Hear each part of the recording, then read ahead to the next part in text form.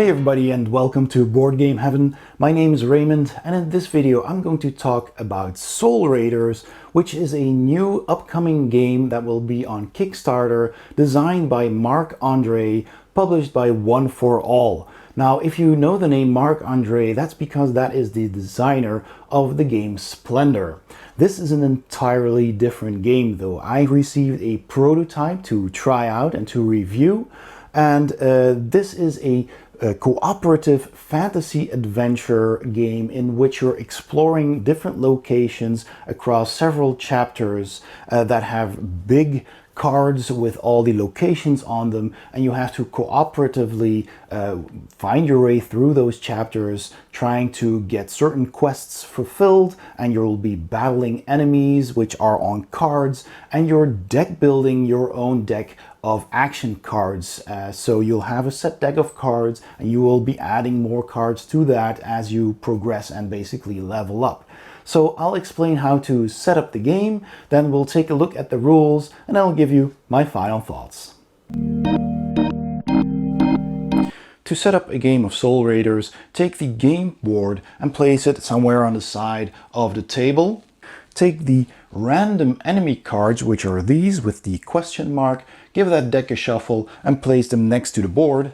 Place the heroism, hourglass, rune tokens and any status tokens you have on the table. This is the poison token, which is included in this prototype, but the final version will also have fear and fracture status tokens. Keep the portal tokens nearby for when you're using the portal spell.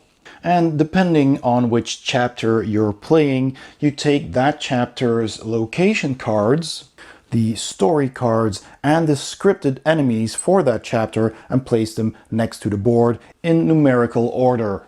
Place the two event cards on the indicated spots here on the game board. And also take the setup and victory conditions card from that chapter's cards and do whatever the setup card tells you to do. Now this card, the Chapter 0 Prologue, will tell you to set the exhaustion tracker on level 1. So this is the exhaustion tracker in this prototype. The final version might be different. And you set that over here at the spot where you get 4 cards in hand. So that's this spot. Now every time you get exhausted, your exhaustion tracker moves to the left, which means you will have one less card available at the start of each round that you draw from your deck, so making it harder to do actions until you reach the end over here, in which case at the end of that round you lose the game if you haven't met the winning conditions by then. Your party's health is tracked on this tracker around the board, so you have a collective health pool, as it were. And in this chapter you start with 15 vitae points, so that's over here. You take the vitae tracker, put it on this spot, and every time someone takes damage, the party collectively loses that much health, and you basically just track that by moving this marker around this track. And anytime you would go to 0 points, so this is 1, if you fall to 0 points you will cross the 30 marker over here, and at that point that is when you lose 1 exhaustion. And then your party's health will be at 30 again, and then you will start counting down every time you take damage. But you can also heal in some situations, so you will gain health again, but you can never pass back over those 30 points. That is the maximum. So if you heal at this point for more than 2 points, those extra points will be lost and your exhaustion will not regain points anymore. So you set those to the indicated starting spots, and finally the starting threat level is 0. Now this is your threat track, and the starting 0 spot is the black spot here at the bottom, so you place the tracker on that one. And this board will tell you what happens at each of these 3 levels of threat. The card also says that the 2 events have not been revealed yet, so you keep them face down. And then you read the victory conditions on the back of this card, and then read the introduction card. Every hero has an action deck which you shuffle and place on the indicated spot on your hero board, and every hero will also have several advanced action cards. The prototype only has 4, the final version will have more than these cards, and those you simply keep aside for now. So then after every player has selected one of the available heroes, in this prototype I only have these 2, then those players take their hero board, their hero cards and their hero miniatures. You always have one opaque miniature and one translucent miniature. And then one of the players flips over this card and reads the victory conditions. Now, as the card indicates, depending on the number of players, there are a number of victory conditions. You always need to find the red star victory condition, which is on one of the cards that you will encounter. And if you're playing with 2 players, you also need to fulfill 1 black star, and for 3 players 2, and for 4 players 3 black stars. If the players manage to do that before they lose all of their health, or before this tracker reaches the end over there as well, then the players win the game and they can read the victory card, which is at the bottom of this pile of cards. It can also happen that the chapter ends while having collected the red victory condition, but not all of the black victory conditions needed to win. And then you will read the victory card plus the tinged with bitterness paragraph, which will have an impact on the rest of your story. And if you don't manage to do that, you will have failed, and you will read the defeat card aloud, and you will have to redo that chapter in order to progress to the next. After reading the introduction, the game immediately starts. So like I said, to play the game you start by setting up the game and reading the introduction card. And in this case, the prologue tells you that you have a couple of choices to begin with. So when you enter the location you're going to explore together, you can either climb into the deserted main courtyard and then you reveal location 1. So you will notice the 1 in the black circle here, and those are on the location cards, and they're all numbered so you can find the correct card and place that on the table. Or you go around the fortress to get a closer look at the creatures lurking there, reveal location 9 and place your hero in it. And after you've made that decision, you flip this card over to reveal location 0. So now we have to make a choice to either go to location 1 or location 9. So let's say that the party decides to go to location 9. Now each player can decide to go to a different location. So in this case, with 2 players, we could have actually also said, well, 1 is going to go to location 1 and 1 is going to go to location 9. So in that case, you take both of those cards and the minis of those players are placed on each respective card. But for this example, let's say both heroes decide to go to location 9. So you take your deck of location cards and you search that deck till you find card 9. It's in the left top corner over there.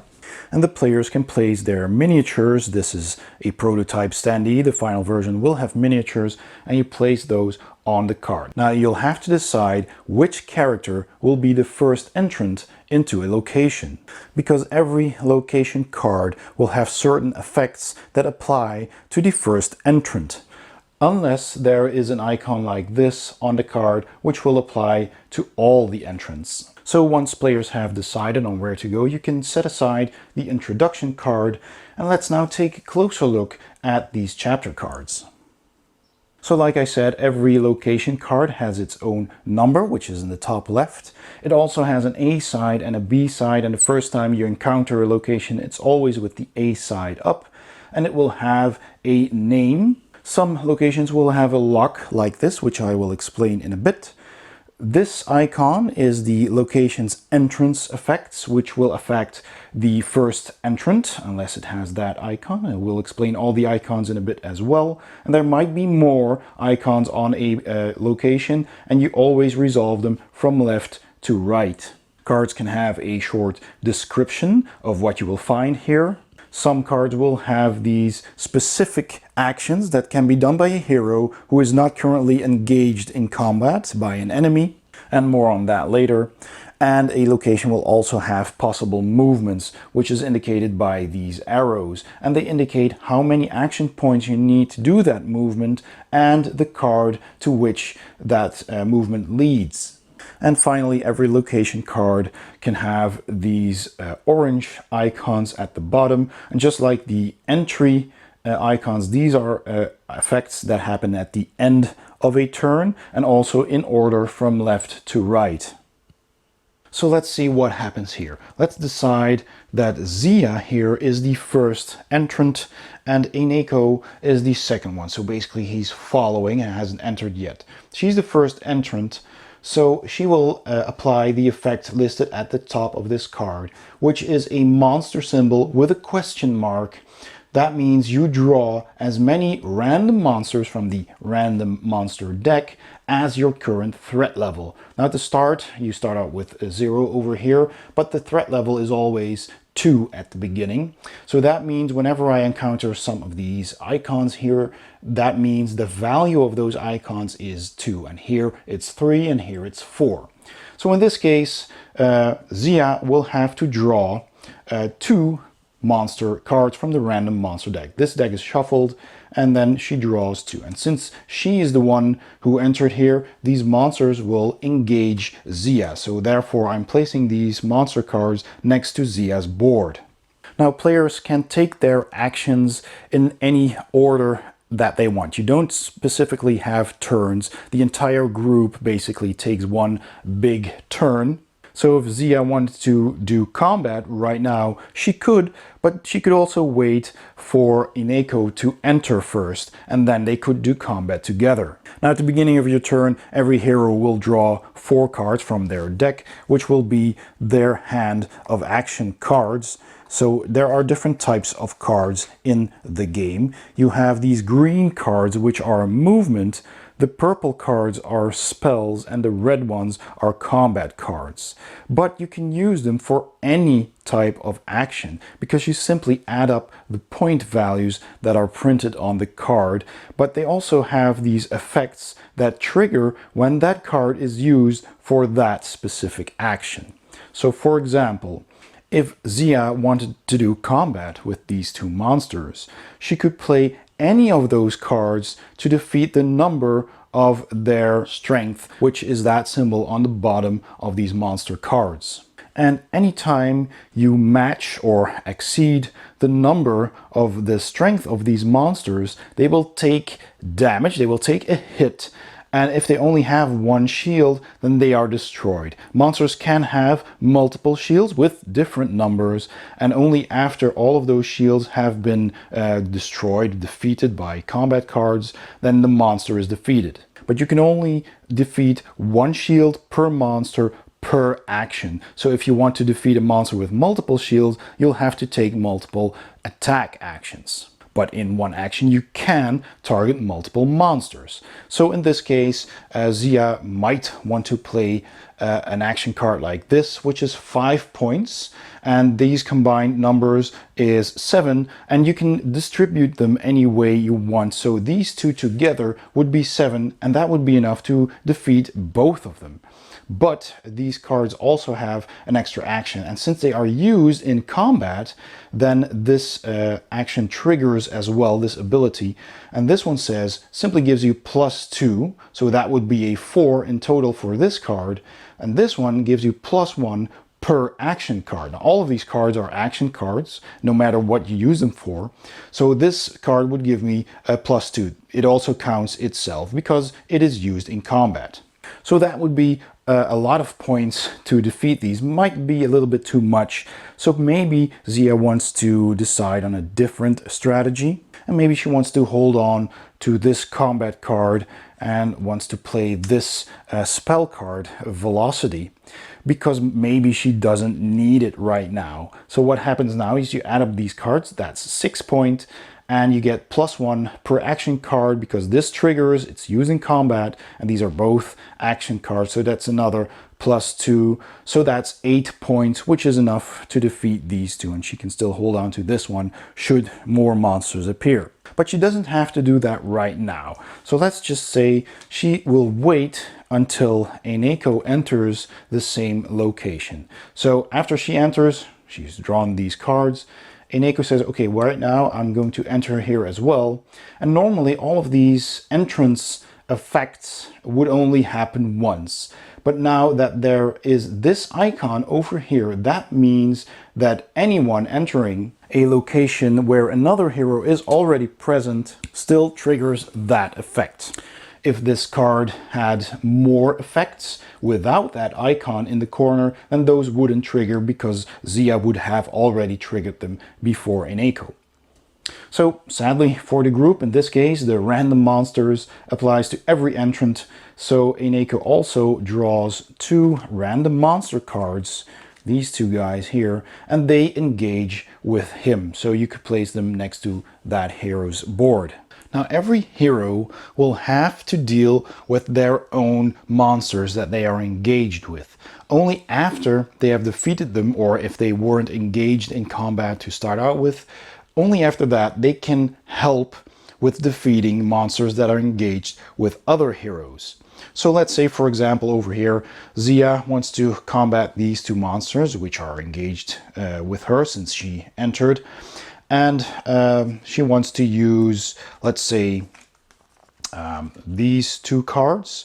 So that's 5, 6 points, +1, +1. That's 8. She deals 4 to this one and perhaps also 4 to that one. It's a little bit overkill, but they're both defeated. If you have multiple shields, you can cover these up with these tokens. But since they only have 1 wound to give, these are both defeated and discarded.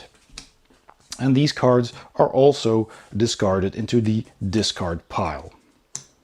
So that is Zia's attack action. Now she is no longer engaged. Eneko is now going to do his action. So looking at his hand, he also drew 4 cards at the start of the round.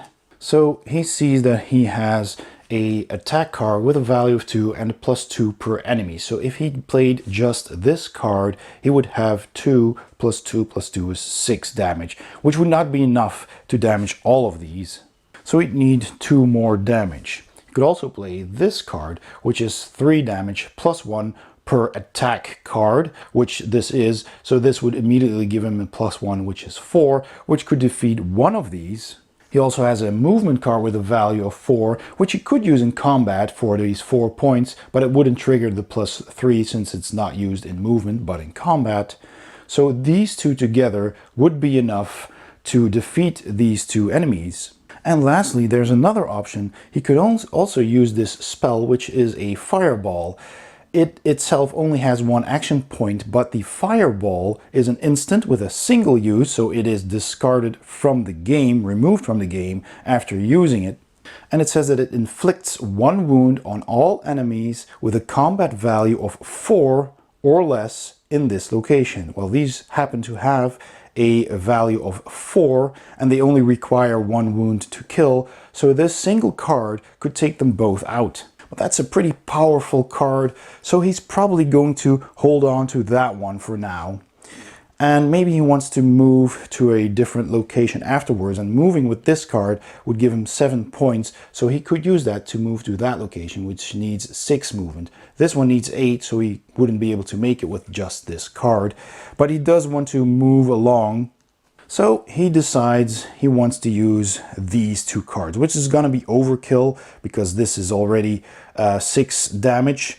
And this is another 3 plus another 2, so it's a lot of damage. But alright, since neither card will defeat both of them at once, unless Zia steps in to help with this card, he decides to play both of these cards and slay both of those enemies. So these 2 cards are discarded over here, and these 2 monsters are defeated.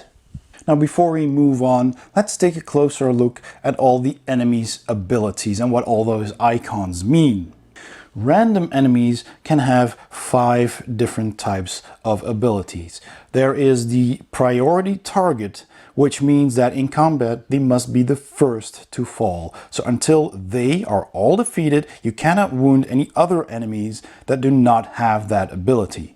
However, with a single attack, if you do more damage than that single priority target needs to kill it, you can use the remaining points to damage the other remaining monsters.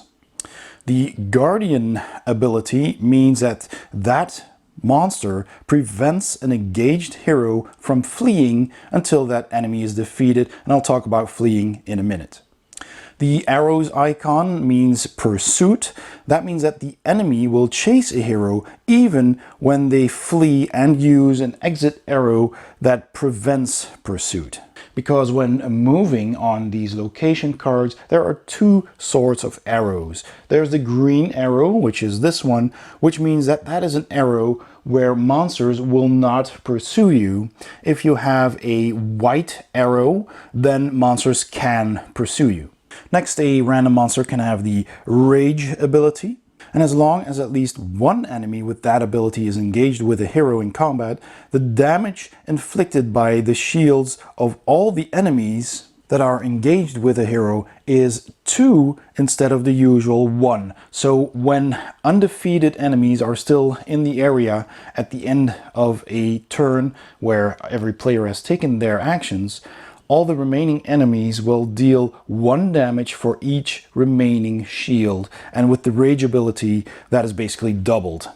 Now the Rage ability is not cumulative, so if there are 2 or more monsters with the Rage ability, the damage you get per shield is still 2 instead of 1 and not more. The final common ability that enemies can have is anti-magic, and this ability prevents any type of spell from being cast, including potions, which will be in the full version of the game. There are no potions in this prototype. And it also negates the effects of previously cast spells, such as invisibility. So if you have a hero that has cast invisibility, you will use this transparent miniature to indicate that they are invisible, and that ability will end and you will revert to your visible form. Now the scripted enemies can also have other abilities which are rare abilities. There's poison, and as soon as an enemy with the poison ability is engaged with a hero, that hero takes a poison token and is poisoned. And these types of status tokens are placed at the bottom of your hero board. So for example, this is the poison token, and you can place it here to keep track of your statuses. And at the end of each round, during the reaction phase, the party takes 1 damage for each status token currently connected to your heroes. Another ability is brutality, which means that during each reaction phase, when the enemies attack, the hero takes a severe hit, and then you take a fracture token and also place it at the bottom of your hero board.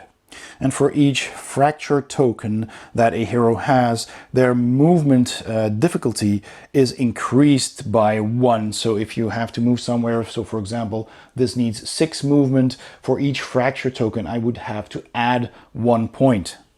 Then there's fear. When the enemy is revealed that has the fear ability, all of the heroes on that location, even if they are invisible, take a fear token and place it at the bottom of their hero board. And fear makes combat harder, so the added number of action points that you use in combat is decreased by 1 for each fear token that you have. And just like poison and brutality with the fracture tokens, a fear token will also cost you 1 vitae point at the end of the round. Some enemies have the block ability, and that means as soon as the enemy is engaged with the hero immediately loses 1 card from their hand, but the hero may choose which card that is. Some enemies are formidable, which means that every time the enemy inflicts damage, the group also loses as much vitae as indicated by the ability. Some enemies have the shock ability, and that means that when the enemy is revealed, all of the enemies in the location attack immediately. The aquatic ability means that during the reaction phase, an enemy with that ability activates the drowning location reaction effect, which is a special effect which I will explain in a bit. And finally, some enemies have the scent ability, and that means that they can engage an invisible hero and inflict damage according to the usual rules because they can smell the enemy and don't have to see them. But the heroes retain their invisibility. So aside from combat and casting spells, heroes can also use the movement action, which I touched on before. So for example, if Zia here wants to move somewhere, she'll need to play action cards equal to or greater than the number indicated on the arrow of the location that she wants to move to. So let's see, Zia here has a movement card with a value of 2, which doubles if it is used for movement, so in this case it would be 4. To move there she'd need 2 more points, so she could play this card as well for the 2 extra points, making a total of 6. This would not trigger because it's not used in combat, so this is enough, 6 points to move to location 7. So let's say Zia does this and discards the remaining 2 cards from her hand. So then you pick card number 7 from the deck. So without looking too much at the cards, you pick that location, leave the rest on the table, and then place that card with the A side up somewhere on the table. So since it's going that way, I'll place it here on the left of this location, and Zia moves here. Now you don't necessarily have to place these cards in the direction where the arrow points. You can place them anywhere because basically these are corridors that you're moving through, and this arrow over here leads back to 9. So it's kind of like a winding staircase, and this exit leads to card 1, and this exit leads to 1 as well. So there might be a pathway that leads down. If you want to play the one location, you could place it underneath these if you want to. So this location does not have any triggered effects when you enter it, so Zia does not have to do that. But the card does have a different action. It says, you surprise a goblin who is dozing on a straw mattress over there. And it tells you you can interrogate the goblin if you have 4 action points to spend on persuasion. So how does that work? There are basically 4 different types of scripted actions. You have the strength action, and they allow you to lift, carry, and move aside and push, destroy objects, etc. There's the observation action, which allows you to search or listen, see and smell, detect, etc. There are precision actions that allow you to repair stuff, pick a lock or steal something, etc. And there's the persuasion action, which allows you to charm or threaten or convince or argue, and in this case, interrogate an enemy.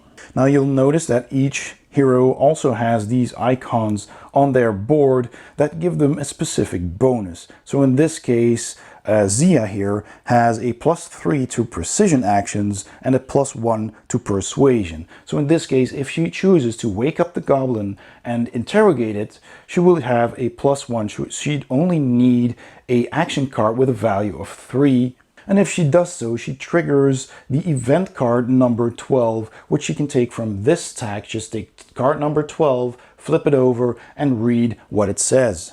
Now these scripted actions that you will see on these banners on several of these location cards can be done as a group. So that means that several heroes who are not engaged with monsters and who are in the same location can combine their action cards and possibly their bonuses. But you always have to play at least 1 action card to activate them, even if your bonus is already high enough to equal the cost.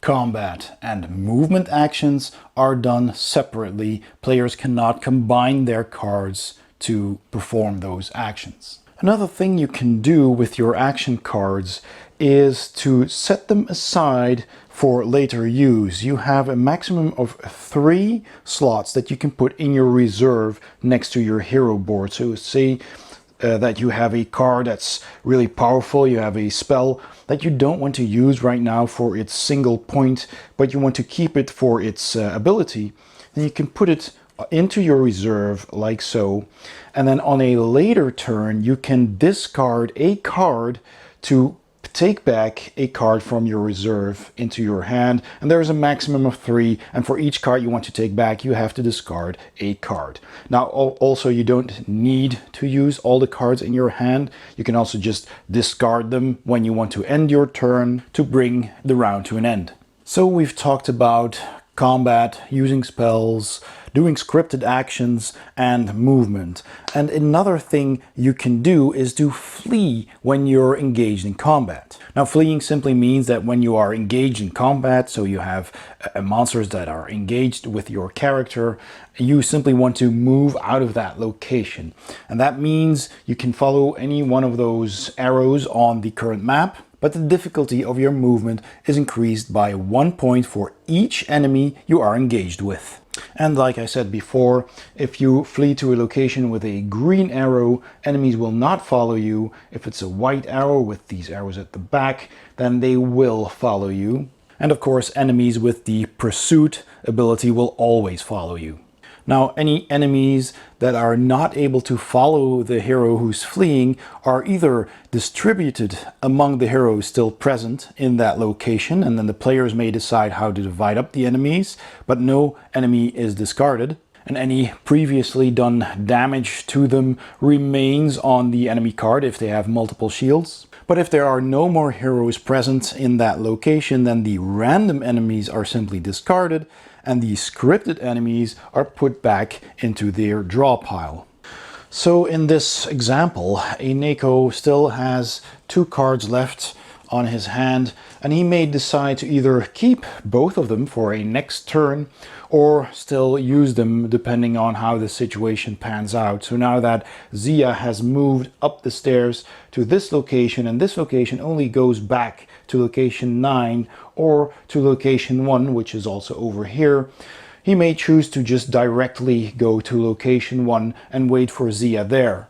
Another option is, of course, to try and pick the lock on the grate in the passageway over here, which is 5 precision, and flips the card over to its B side. So let's say that Eneko wants to actually pick that lock. He has a +1 to precision, so he could play this card and keep this one for a next round by placing it in their reserve, and play this card, which is a 4. Doesn't get the +3 because it's not used for movement, it's used for this scripted action, but he does get a +1, which is 5, which is enough to activate this event.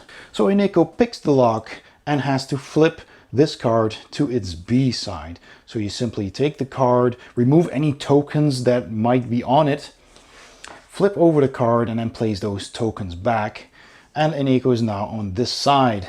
So as you can see, he has picked the lock of this door, which is now open, so he has another movement option of 3 to move to card 5B.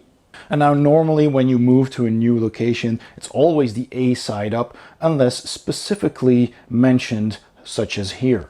So this card was used and discarded, and now that all heroes have used all of their action cards, or maybe set some aside, and have no more actions to take, the round ends, and the first thing you do then is the reaction phase.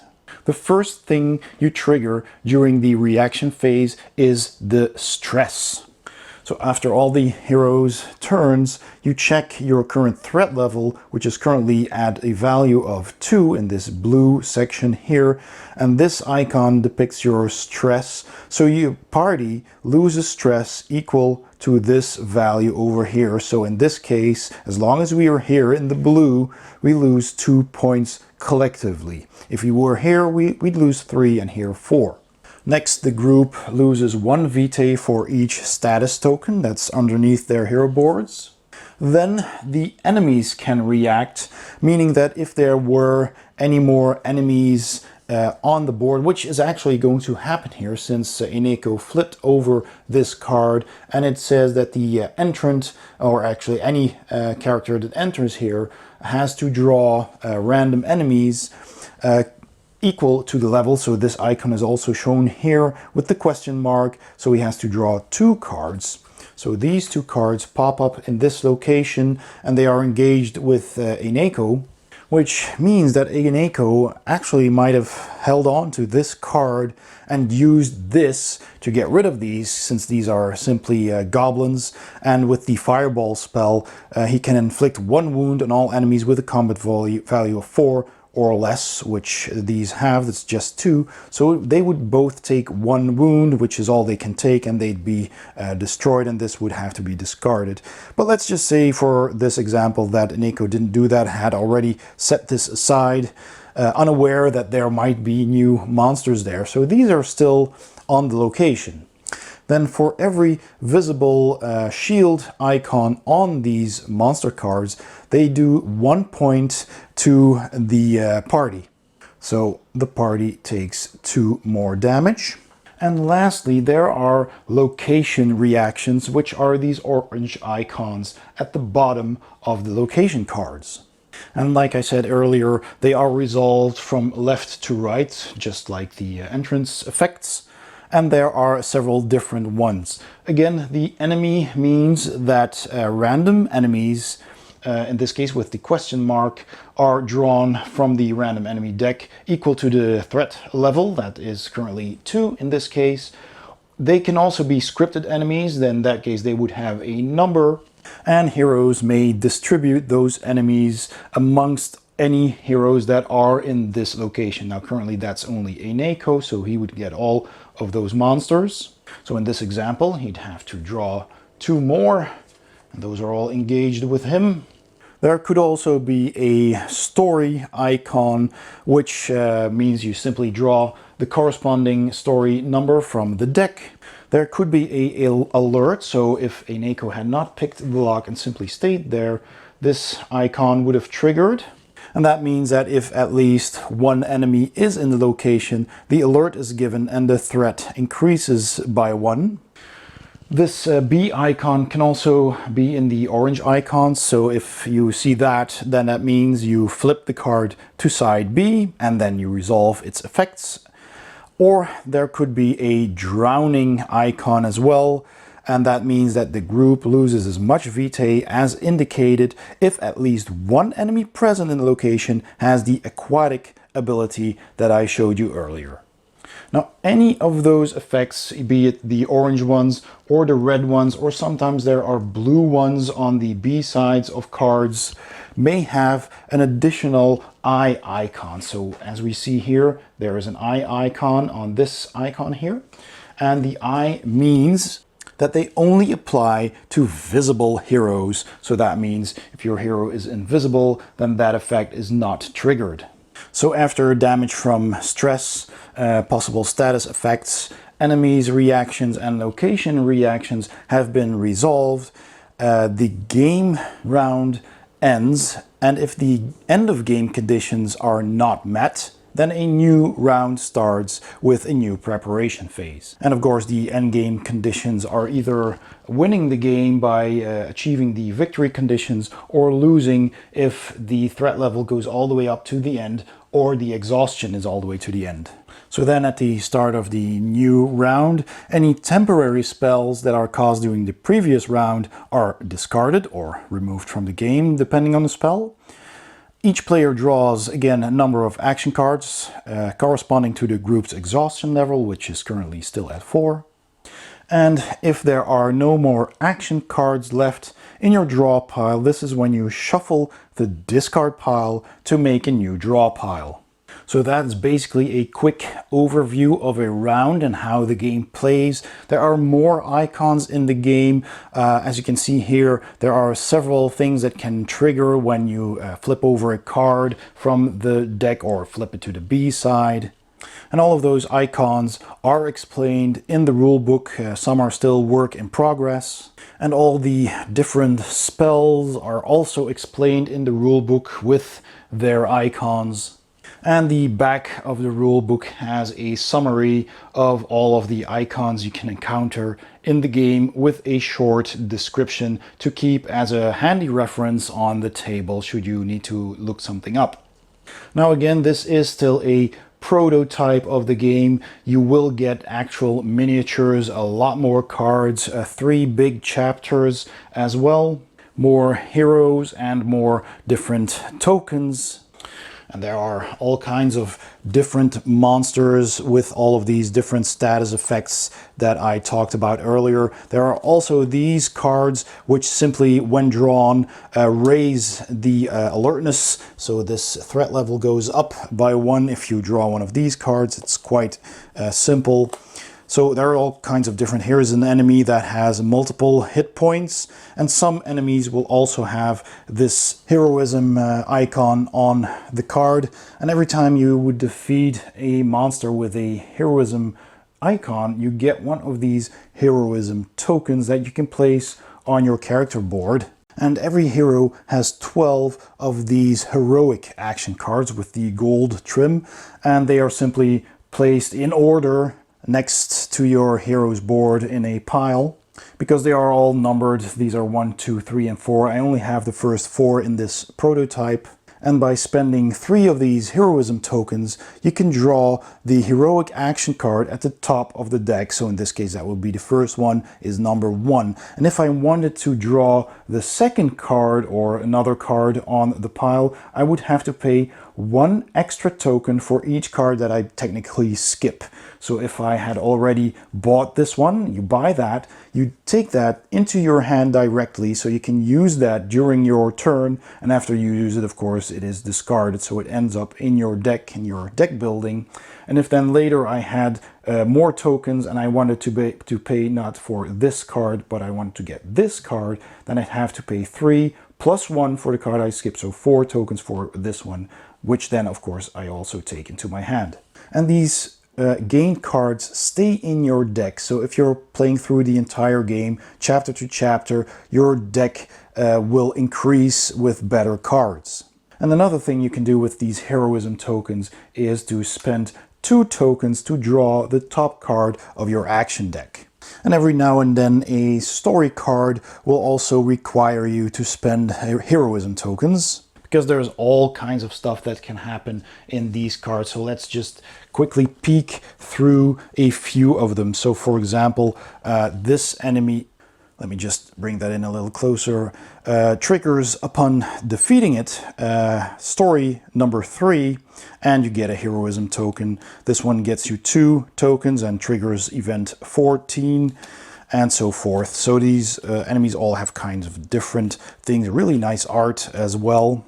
And of course those events, so let's say we defeated this goblin boss here and we get the heroism token and we trigger event 3. So what you do then is you take this pile and you get card number 3, which is this one, and then you read what it says, and there is some kind of effect here. This one says place a poison token on your hero board, so that happens, and then you discard this card. And others will have effects that might raise the alert, or you reveal either that special card 1 or 2 over here and read what that does. And as you can see, these cards also have these stars that you need to fulfill. The story here is the gold card, so that's one you would need to get if you want to finish this chapter. So there's all kinds of things that may happen. Here's a scripted enemy number 10 that will spawn. And here's a card that is immediately flipped to or revealed to its B side. 3 scripted enemies and so forth. Here is one that actually also has an option. So either you jump out of the way with movement, or you damage the party, basically you take damage. So that can happen as well. Here it says that a event card is removed. The X always means that you remove something permanently from the game and so forth. And like I mentioned, there are also different kinds of potions in the final game, which are also explained in the rule book. And that is basically how you play the game in a nutshell. Let's go to my final thoughts. So my final thoughts on Soul Raiders by One for All Games, designed by Marc André. So let's start with the components. Of course, everything you see here is still a prototype and not everything that is in the game. It's just the first introductory prologue, the chapter 0. And it looks already really nice. The cards are of a very nice and good quality already, even in this prototype. So if the final version is at least the same thickness, and that's quite good.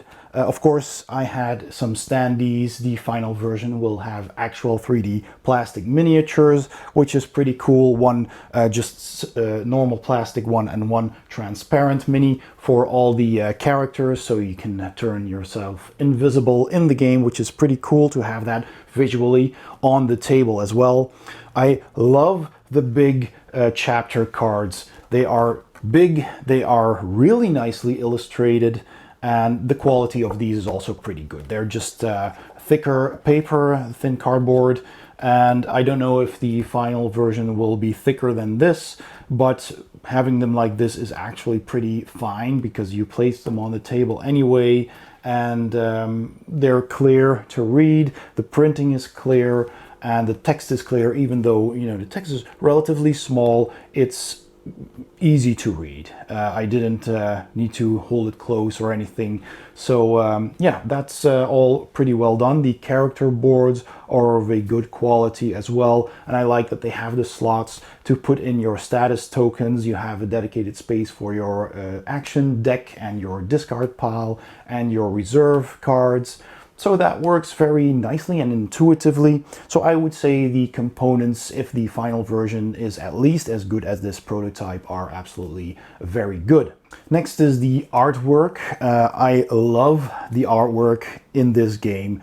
The cards, like I said, the big location cards, are absolutely beautiful, really nice looking artwork with very clear iconography as well on them. There is some text here and there, but it has good contrasted colors, so there's white on a darker background. And you have the banner here, which also offsets the title very clearly. So that's well done. The cards also have really cool artwork for all the monsters, also again with clear icons that indicate what they do and how strong they are. I love the artwork for the characters, like this one on the front of this booklet. And every character has its own artwork as well. They're really, really nicely illustrated. And also the tokens are nice. They have their own illustrations, and the status effect tokens all clearly indicate what they are. And yeah, so the artwork in this game is absolutely really, really nice. The theme I really like. It's a fantasy adventure game. It's kind of like a dungeon crawler because you have your miniatures, you're going from location to location. Something different happens in all of these different locations. There are some random encounters, there's a lot of scripted encounters as well, and it has that fantasy feel. You're using magic, you're fighting goblins and orcs and all kinds of monsters, bugbears and ghosts. So that really appeals to me. It's a bit of a standard fantasy trope really, but that's what I like, and the artwork really makes that shine. So I'm giving the theme also a big thumbs up. The game kind of reminds me of old-fashioned choose your own adventure stories where you're flipping through a book, sometimes rolling a die. You don't have any dice in this game. So that kind of brings me to the gameplay as well. It's kind of like a mix between a choose your own adventure game and a point-and-click video game adventure where you also travel to different locations trying to solve puzzles, taking actions, and you sometimes gain some items, and you need to work together in order to solve it all. I really like the cooperative element of the gameplay of this game. You really have to decide on who goes where. Should you go alone? Should you split the party? Or should you stay together? Will you encounter a lot of monsters? Do you need to go back somewhere because somebody got ambushed by a lot of monsters and you need to go back and help them fight them?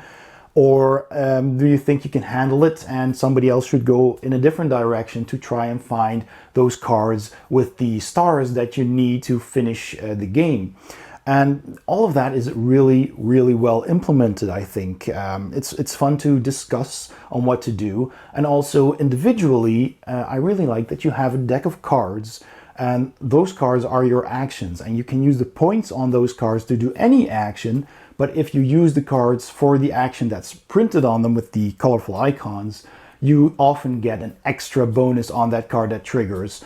and that will make the effect stronger. So you're constantly puzzling with your choice of what to do on the location that you're at, and then which cards to use to do it. And I really like that. It kind of reminds me of Gloomhaven, where you're also, you have a set of cards and you can use them in different ways, and you need to decide on what to do and how to use those cards to do it.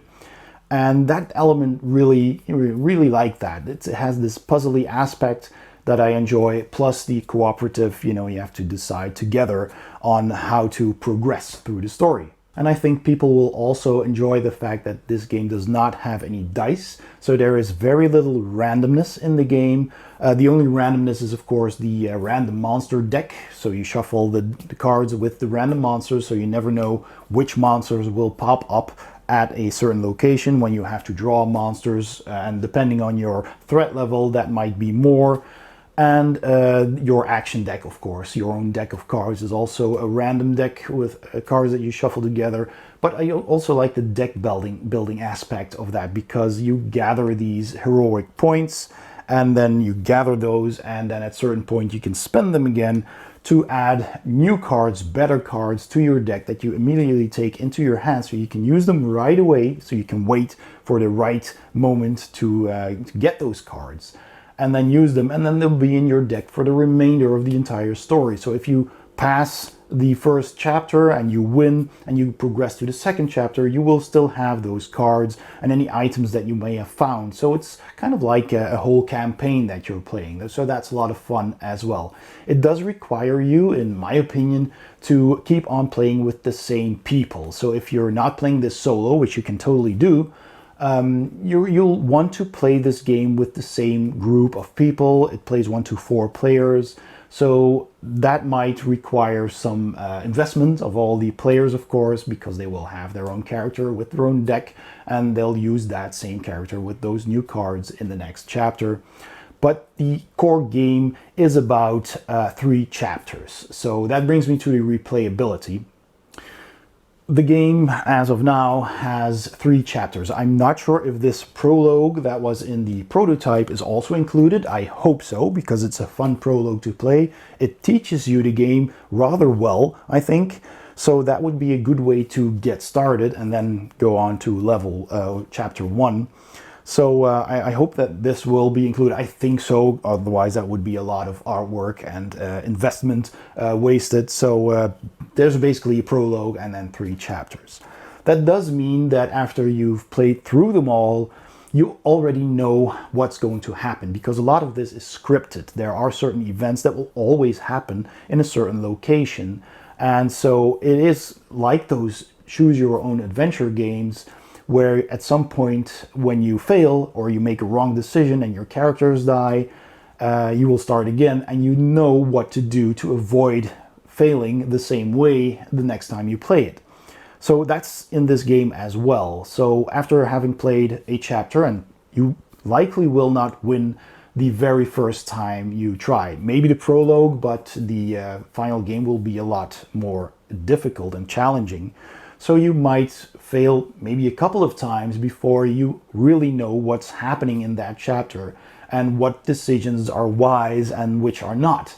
So after having won a chapter, you'll move on to the next one and then to the 3rd chapter. But I think that after having played through the entire game, you'll probably not want to play it again, at least not with the same people, because then everybody knows exactly what's going to happen in the story. So you could replay it again if you really like the game with a new group of people, or maybe just solo, and I can see that working.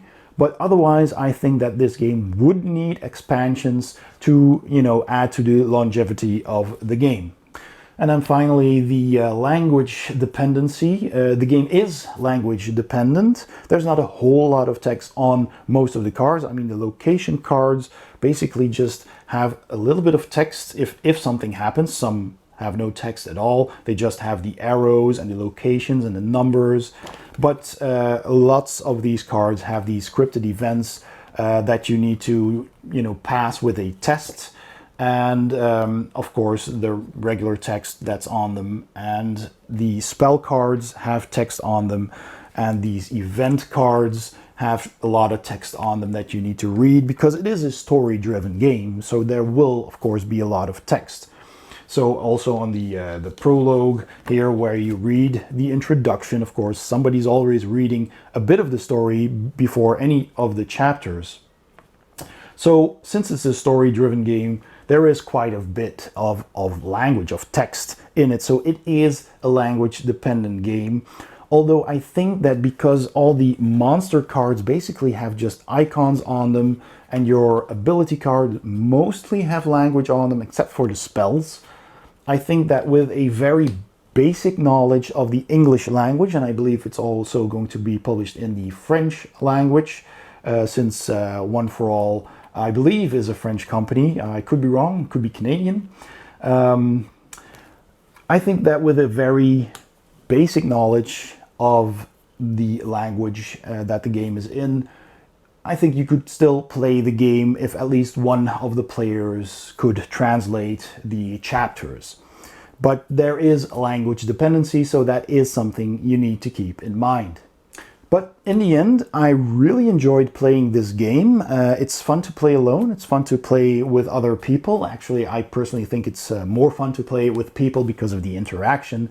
But you can totally solo this game, and it's just a beautiful looking game. It's a fun game, even though its longevity might be not that big. Once you've played through and won every chapter, you might want to move on. Hopefully One for All will come up with expansions in the future, I don't know. But otherwise, I really enjoyed this game. I can certainly recommend to at least check out the Kickstarter. I'll put a link in the description below, or you can click the eye in the corner of this video that will take you to the Kickstarter page, which is currently running. And there you can read more about the game and what will be in the final version of the game, and check out other videos of reviewers who have gotten this prototype copy to test. And that's basically it. So I hope you enjoyed this video, and I hope it helped you make a decision whether you want to back this game or not. If you liked it, please give it a thumbs up. Don't forget to subscribe and hit the bell icon if you want to be notified whenever I upload a new video. Thanks for watching, and I'll see you next time on Board Game Heaven.